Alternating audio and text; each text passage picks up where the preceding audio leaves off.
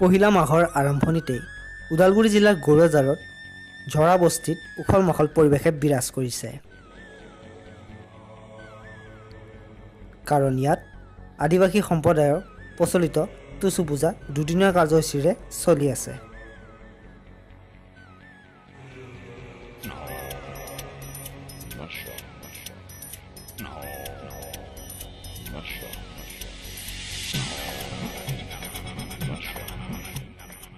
এই টুচু পূজাত জিলাখনৰ বিভিন্ন ঠাইৰ পৰা প্ৰায় ৫,০০০ৰো অধিক ভক্তপ্ৰাণ ৰাইজৰ আগমন ঘটে।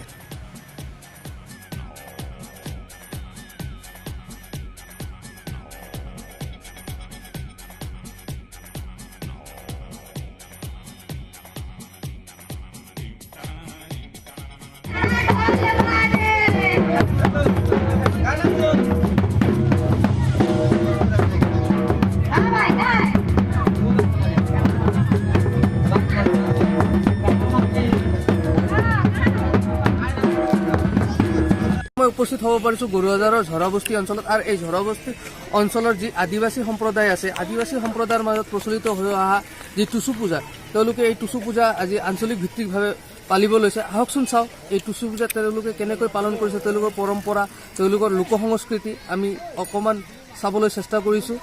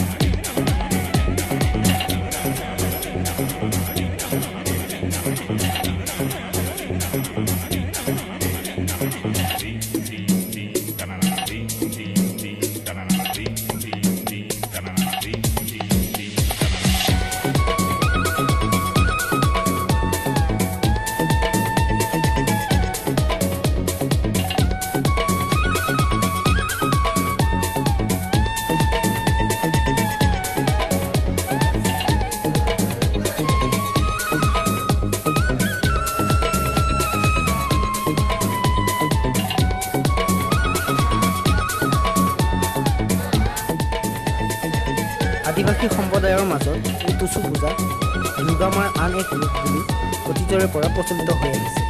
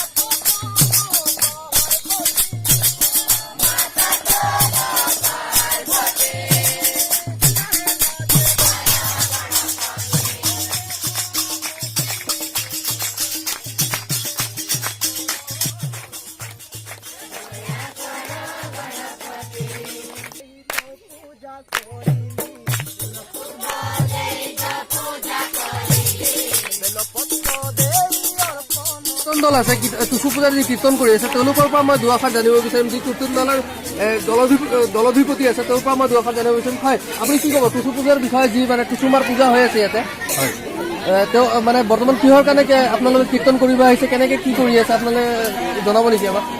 এনে আজি আমাৰ গৰিয়াজাৰ ১ নং গৰিয়াজাৰ আৰু এই টুচু পূজা উপলক্ষে সিহঁতে আমাক কীৰ্তন মাতিছে, গতিকে আমি কীৰ্তন কৰিব আহিছোঁ ইয়াতে।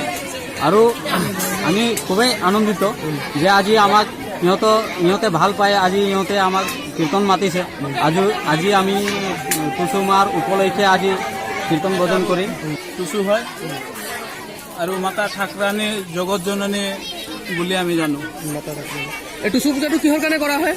টুচু পূজা বহুতো বেমাৰ আজাৰৰ পৰা ৰক্ষা পাবৰ কাৰণে আমি, আৰু কিছুমান মা ভনীৰ হেৰি বিয়া পাতি পেলাই ল'ৰা ছোৱালী নাপায়, মাতা দেৱীক আমি পোহপালন কৰিলে এই টুচুমাই টুচুমাই আশীৰ্বাদ দিয়ে আশীৰ্বাদ দিয়ে। বৰ্তমান আপোনালোকে আঞ্চলিক ভিত্তিক এইখন পূজা পাতিছে ইয়াৰ আগতো বহুতবাৰ পাতি আহিছে কিন্তু এই বছৰ আপোনালোকৰ ৰাইজে কেনেকুৱাকে সঁহাৰি জনাইছে গাঁৱৰ গোটেইকেইটা ল'ৰা ছোৱালী আগবাঢ়ি আহি টুচু পূজাৰ ভালখিনিয়ে মানে সহযোগ কৰিছে।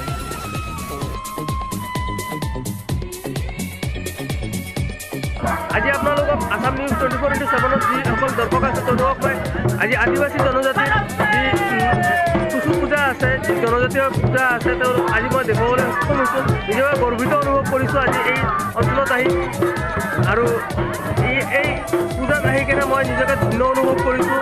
মই মিঠু চৰকাৰ আসাম নিউজ 24/7 গড়েজাৰৰ